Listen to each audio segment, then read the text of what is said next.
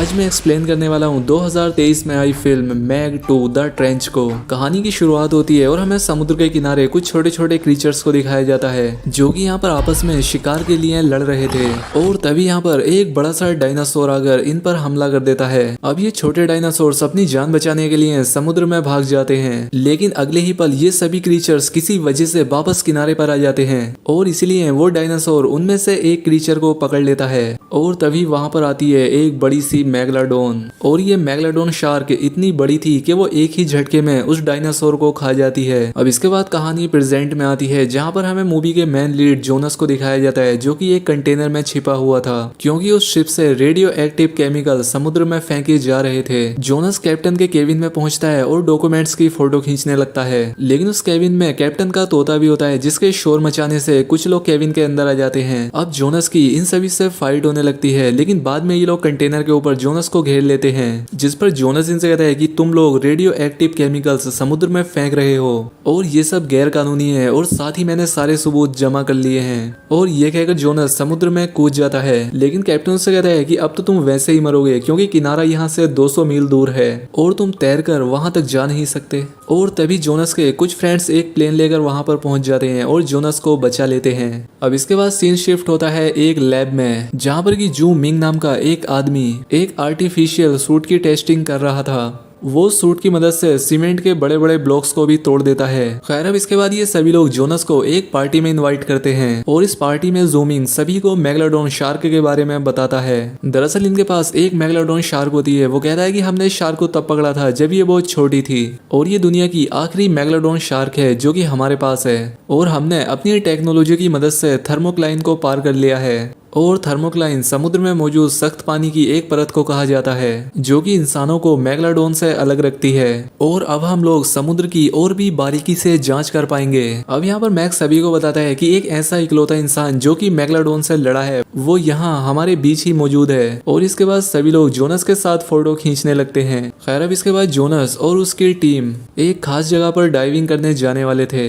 Ming भी आने की जिद करती है, लेकिन जोनस उससे मना करता है क्योंकि वहां पर खतरा था। लेकिन मिंग के बहुत ज्यादा जिद करने की वजह से जोनस मान जाता है। वो कहता है कि ठीक है, लेकिन तुम्हें दूर से डाइविंग देखनी होगी। दूसरी तरफ जोमिंग मेगलाडोन के पूल में उतर चुका था, इसीलिए जोनस और मिंग उसे समझाते हैं कि देखो पानी से बाहर आ जाओ क्योंकि मेगलाडोन खतरनाक है, उसे ट्रेन नहीं किया जा सकता। लेकिन जोमिंग उनकी बात नहीं मानता। अब इसके बाद धीरे धीरे मेगलाडोन जोमिंग की तरफ बढ़ने लगती है, लेकिन यहाँ पर जूमिंग के पास एक डिवाइस होता है जिसके अंदर से निकलने वाली वेव से मेगलाडोन उसे बिना नुकसान पहुंचाए वहां से चली जाती है। लेकिन मेगलाडोन दोबारा वापस आती है और इस बार जूमिंग उस डिवाइस को कंट्रोल नहीं कर पाता और मेगलाडोन जूमिंग पर हमला कर देती है। लेकिन जूमिंग की किस्मत अच्छी थी, वो इस बार बच जाता है। जोनस उसे समझाता है कि देखो मेगलाडोन के पूल में उतरना सबसे बड़ा बेवकूफ़ी का काम है। खैर अब इसके बाद ये लोग डाइविंग के लिए मैनावन पहुंचते हैं। अब मेगलाडोन को जिस पूल में कैद किया गया था वो समुद्र से जुड़ा हुआ था और इसीलिए मेगलाडोन उस पूल को तोड़कर समुद्र में भाग जाती है। दूसरी तरफ जोनस अपनी टीम के साथ समुद्र में डाइव करने की तैयारी कर रहा था। अब इन लोगों के रीडिंग्स चेक करने पर उन्हें सबमरीन में कुछ गड़बड़ दिखाई देती है क्योंकि मिंग चुपके से सबमरीन के अंदर आ गई थी। इसलिए जोनस कहता है कि सबमरीन को वापस लो, हम मिंग को खतरे में नहीं डाल सकते।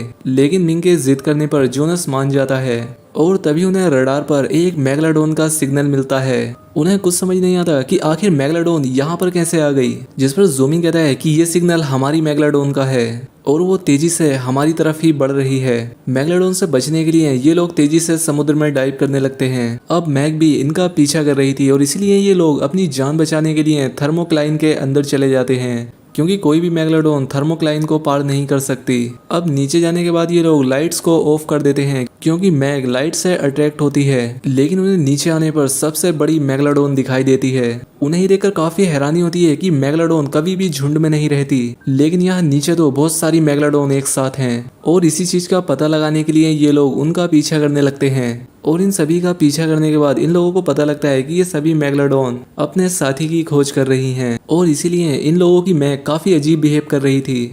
यहाँ पर इन्हें एक डूबे हुए जहाज का मलबा भी मिलता है।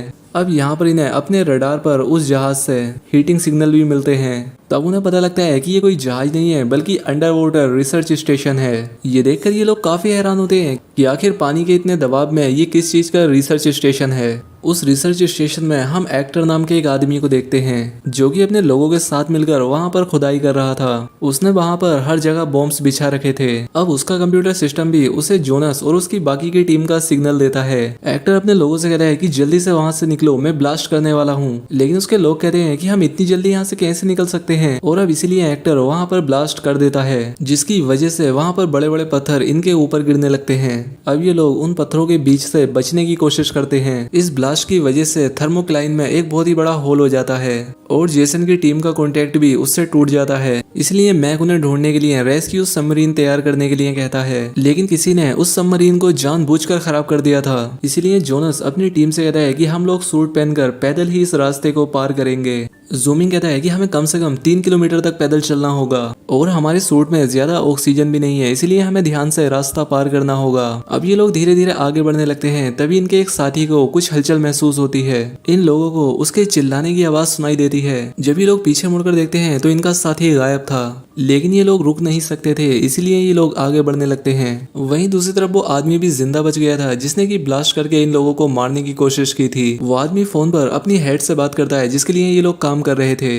वो उसे ऑर्डर देती है कि उन लोगों को खत्म कर दो। दूसरी तरफ जोनस का दोस्त सीसीटीवी फुटेज चेक करने के लिए कहता है, लेकिन पूरे स्टेशन की फुटेज किसी ने डिलीट कर दी थी। दूसरी तरफ इन लोगों की भी ऑक्सीजन कम हो रही थी। अब ये लोग उस स्टेशन से थोड़ा ही दूर थे कि तभी इन लोगों पर कुछ क्रीचर्स हमला कर देते हैं। ये वैसे ही क्रीचर थे जो कि हमें मूवी की शुरुआत में दिखाए गए थे, और इन्हीं क्रीचर्स ने इनके साथी को भी मार दिया था। ये लोग भी उन क्रीचर्स से लड़ना शुरू करते हैं, लेकिन वो क्रीचर इन पर भारी पड़ रहे थे। अब ये लोग उनसे बचने के लिए लाइट्स ऑन कर देते हैं। क्रीचर्स तो लाइट से डरकर भाग जाते हैं, लेकिन लाइट देखकर मेगालोडॉन वहां पर आ जाती है और वो इनके 2 साथियों को मार देती है। अब जैसे तैसे ये लोग मेगालोडॉन से बचते हुए स्टेशन के अंदर चले जाते हैं। पानी के प्रेशर की वजह से इनकी एक साथी का हेलमेट डैमेज हो जाता है और वो मारी जाती है, और ये बाकी के लोग स्टेशन के अंदर पहुंच जाते हैं। इन लोगों को यहाँ पर कुछ अजीब पत्थर दिखाई देते हैं। जूमिंग इन्हें बताता है कि इन पत्थरों को न्यूक्लियर बॉम्ब बनाने के लिए यूज किया जाता है और इस छोटे से टुकड़े की कीमत भी मिलियंस में होगी। दूसरी तरफ मिंग कंप्यूटर की मदद से कांटेक्ट करती है,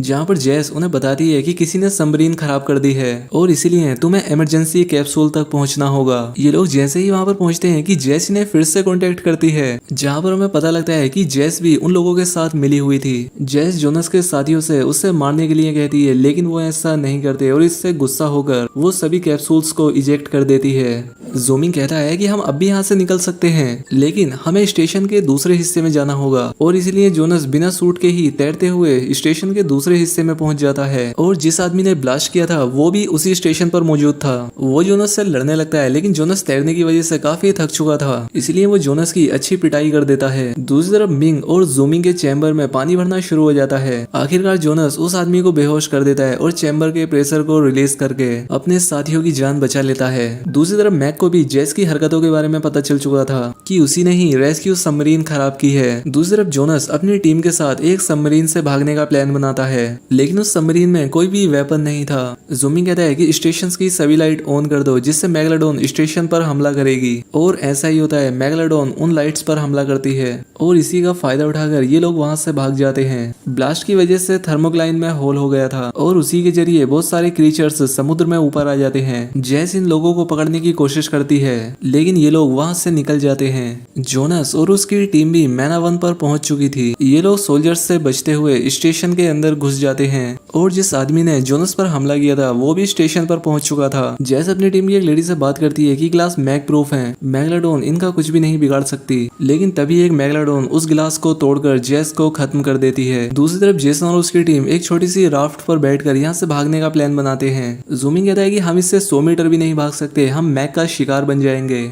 जेसन कहता है कि हमें इंजन बंद रखना होगा और हाथ से ही नाव को चलाते हुए धीरे धीरे आगे बढ़ना होगा। ये लोग थोड़ी ही दूर पहुंचते हैं कि तभी एक मेगालोडॉन इनके पास आ जाती है। दूसरी तरफ सोल्जर्स भी अपनी बोट से इन लोगों का पीछा कर रहे थे, लेकिन उनका इंजन ऑन होने की वजह से वो मेगालोडॉन उनकी बोट पर हमला कर देती है और जोनस मेगालोडॉन को मारने के लिए अपने हथियार तैयार करता है। तभी उन्हें सिग्नल मिलता है कि मेगालोडॉन एक आइलैंड की तरफ बढ़ रही है, और फिर ये लोग उसी आइलैंड की तरफ निकल जाते हैं। और तभी यहाँ पर एक बड़ा सा ऑक्टोपस निकलता है और वो उन सोल्जर्स पर अटैक करके उन्हें मार देता है और कुछ क्रीचर्स किनारे पर आकर सोल्जर पर हमला कर देते हैं। जोनस सभी लोगों को यहाँ से निकलने के लिए कहता है और साथ ही वो मिन को भी टावर में छिपने के लिए कहता है और वो खुद जूमिंग के साथ मेगालोडॉन को मारने के लिए निकल जाता है। दूसरी तरफ उस लेडी हेड के सभी सोल्जर्स मारे जा चुके थे और अब इसीलिए वो भी एक हेलीकॉप्टर में छिपने की कोशिश करती है, लेकिन एक क्रीचर उस पर भी हमला करके उससे मार देता है। दूसरी तरफ जोनस के दोस्त हेल्प के लिए टेलीफोन ढूंढते हैं, लेकिन वहाँ की सभी लाइन काट दी गई थी और समुद्र में जाने के लिए भी एक ही जेट्स की मौजूद थी, जिस वजह से जोनस को अकेले ही समुद्र में जाना पड़ता है और जूमिंग और हथियारों का इंतजाम करने के लिए एक हथियारों के गोडाउन में जाता है।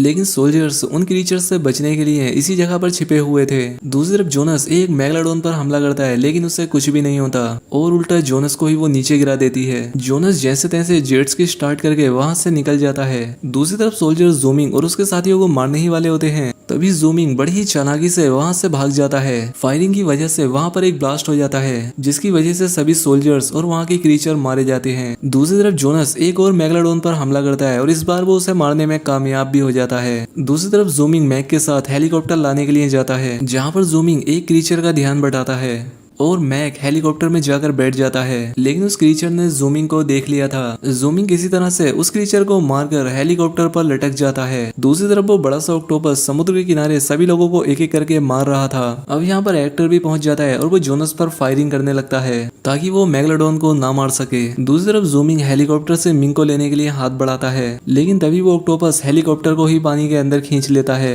दूसरी तरफ मेगालोडॉन जोनस पर हमला करती है, लेकिन वो किसी तरह से खुद को बचा लेता है। अब जोनस एक्टर को जेट स्की के साथ मैक के मुंह में फेंक देता है। दूसरी तरफ ऑक्टोपस जूमिंग को भी अंदर खींच लेता है। जूमिंग यहाँ पर एक बॉम्ब ब्लास्ट करता है, लेकिन इससे उस ऑक्टोपस को कुछ नहीं होता और तभी एक मेगालोडॉन उस ऑक्टोपस पर हमला कर देती है और ऑक्टोपस भी अपनी पूरी ताकत के साथ उस मेगालोडॉन को जकड़ लेता है। लेकिन मेगालोडॉन इतनी ताकतवर थी कि वो एक ही झटके में उस ऑक्टोपस को खत्म कर देती है। जूमिंग मैक को बचाने के लिए फिर से पानी में जाता है, क्योंकि वो हेलीकॉप्टर के मलबे के नीचे दबा हुआ था, लेकिन अभी भी एक मेगालोडॉन उनकी तरफ बढ़ रही थी और अब जोनस एक हेलीकॉप्टर के पंख की मदद से उस मेगालोडॉन का ध्यान अपनी तरफ खींचता है और अब जैसे ही वो मेगालोडॉन जोनस पर हमला करती है तो जोनस उस ब्लेड को ही मेगालोडॉन के मुंह में खड़ा कर देता है, जिससे वो उसके मुंह के आर पार हो जाता है और वो मारी जाती है। दूसरी तरफ कुछ क्रीचर्स किनारे पर आकर लोगों पर हमला कर रहे थे, लेकिन जोनस का दोस्त उन क्रीचर्स को मार देता है। लेकिन जब ये लोग पानी में होते हैं तो एक बड़ी सी मेगालोडॉन इनकी तरफ बढ़ती है, लेकिन ये मेगालोडॉन इनकी वही पालतू मैग हाईजी थी। हाईजी जूमिंग के सिग्नल को पहचान कर वहां से चली जाती है। अब आखिरकार इन लोगों ने सभी क्रीचर्स को मार दिया था, इसीलिए ये लोग सेलिब्रेट करते हैं और इसी सीन के साथ ये मूवी यहाँ पर खत्म हो जाती है। तो दोस्तों उम्मीद करता हूँ कि आपको एक्सप्लेनेशन पसंद आई होगी। वीडियो अच्छी लगी हो तो वीडियो को लाइक और चैनल को सब्सक्राइब जरूर करें। मिलते हैं हमारी अगली वीडियो में।